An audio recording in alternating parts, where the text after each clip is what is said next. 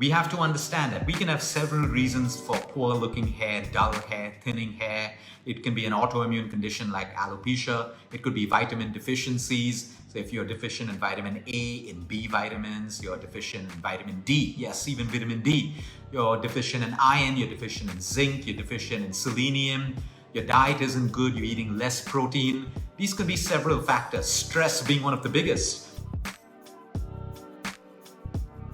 I hope you're having a great day and I hope you're staying safe at home. One of the most common questions I've been getting of late is, what's the best oil for our hair? There are so many oils ranging from coconut oil to mustard oil to mixtures of different oils and castor oil. What is the best oil? Well, the answer is everyone's different. Some people have beautiful hair with a combination of olive oil and sesame oil. Some people have beautiful hair with the combination of coconut oil, sesame oil, and castor oil. Everyone's different. Remember, bio-individuality. So before I speak about what we found to be the most effective oil based on science, because when I say based on science, why? When I look at a good oil for the hair, I'm looking for an oil that can reduce protein damage, okay, and protein loss. We have to understand that we can have several reasons for poor looking hair, dull hair, thinning hair. It can be an autoimmune condition like alopecia. It could be vitamin deficiencies. So if you're deficient in vitamin A, in B vitamins, you're deficient in vitamin D. Yes, even vitamin D. You're deficient in iron, you're deficient in zinc, you're deficient in selenium. Your diet isn't good, you're eating less protein. These could be several factors, stress being one of the biggest. You can have the best diet, but you're stressed out and you find that your hair's changing color and you're losing hair. So there are several factors, but then when we started looking at oils, there is one particular oil that prevents and reduces the loss of protein in damaged hair as well as undamaged hair. So it's good for people who have weak thinning hair. At the same time, it's good for people who have healthy hair. It can actually prevent further protein loss or damage to the hair follicles. So take a wild guess, which is the oil? I've never really asked this question, but I want to see what's on people's mind. Which is this one oil which you think is the healthiest for most hair types and most scalp types? Come on, type it in. I want to see what you're thinking right now. Which is that oil? I'm waiting. No guesses? You could stop at the hearts. I want to see what is that oil on your mind that you think is the healthiest oil for your hair. Yep, Julie, coconut oil, number one. Castor oil, Maureen, be careful of castor oil. It's great when it's mixed with oils, but if the proportion of castor oil is more than the other oils, it can create something called hair clumping, where your hair actually sticks together and clumps, and there's no way out. You got to cut it off. So be careful of that. Okay, anyway, getting back to the live, yes, it is coconut oil. And like I said, everyone is different. But when we go back into the ancient wisdom of people or whatever it is, coconut oil was used as one of the best oils. Now, sometimes in case you have psoriasis of the scalp or you have an allergy to coconut oil, then you want to make an informed decision. Why is coconut oil so good? It contains something called lauric acid. Also, coconut oil is highly antifungal. A lot of people have fungus in their scalp, and that affects the hair follicles. It doesn't allow new hair to grow. It causes the hair follicles to die. So sometimes coconut oil is an antifungal. It's also antibacterial. It's antiseptic. There are so many benefits, but the magic in coconut oil that has now been documented scientifically is mainly the reduction of loss of protein, which is huge. So coconut oil is great for you.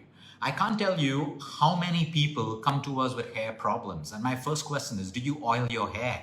And so many people don't oil their hair. And they don't realize there is so much of power in oiling their hair. They want supplements, they want shampoos. That's fine, we'll give you all of that. But the simple habit of oiling your hair once or twice or even thrice a week is brilliant. Brilliant for you. So do not stop that process. And a lot of people say, oh, I oil my hair and I still have a problem. Of course, you may still have a problem if you have gut problems. If you're constantly constipated, you're bloated, you have gut dysbiosis. You're eating too much of refined sugar. Your protein is inadequate. You have vitamin deficiencies. You have mineral deficiencies. You can keep pouring liters of coconut oil on your hair and it will not grow. It's always holistic. There's no magic in coconut oil. Even though I'm saying coconut oil today, you still have to work with everything else. You can be putting coconut oil on your hair, but you're not exercising. How do you create blood circulation? How does blood carry nutrients and oxygen right up here? So you see, it's everything, but the oil that has the edge over most oils is coconut oil. And that should be the first thing that you put in your hair hygiene and your hair health routine. There will be companies that will want you to buy a shampoo instead of coconut oil. There will be shampoos that will want you to take their conditioners. I don't have a problem with them, but do not forget coconut oil. Do not forget the power of simple coconut oil. Buy a nice brand of coconut oil, preferably cold pressed, because in refined coconut oil, you'll destroy a lot of the healthy benefits that we spoke about, and just apply it once a week, twice a week. Now, when do you apply it? Pre-wash, post-wash. So you can apply coconut oil 1 hour before your shower, 2 hours before your shower. A lot of people apply it at night. They sleep and they wash it off in the morning. That's up to you, whatever works for you. It makes common sense to me to keep the oil in your scalp for a longer period of time. Now, if you don't have time, make it 1 hour, make it 2 hours. Now, a lot of people, if you've not had time for a pre-wash, what you can do is after you have your shower, you can use coconut oil in your hair. So you can even oil your hair after you've had your shower and keep it on through the night, next morning, or if you've oiled it in the morning, had a shower in the morning, you can wash it off 2 hours later. It's as simple as that. And just because it doesn't work for some people, it doesn't mean that it doesn't have to work for you. But when you go back into ancient wisdom and you take out what our ancestors used to do with coconut oil and look at all those young girls and boys with their hair oil during summer holidays and all of that stuff, look at the beautiful hair they had. Things like alopecia, hair fall, thinning of hair was unheard of. But fast forward into life today where we have stress and sugar and overconsumption and lack of activity and lack of sleep and hair fall problems and hair thinning problems, even though we have so many shampoos out there, so many hair creams, hair masks, and I have to keep myself updated with what the hair market has. I don't have a problem with it, but do not forget coconut oil. If it suits you, use it 2 to 3 times.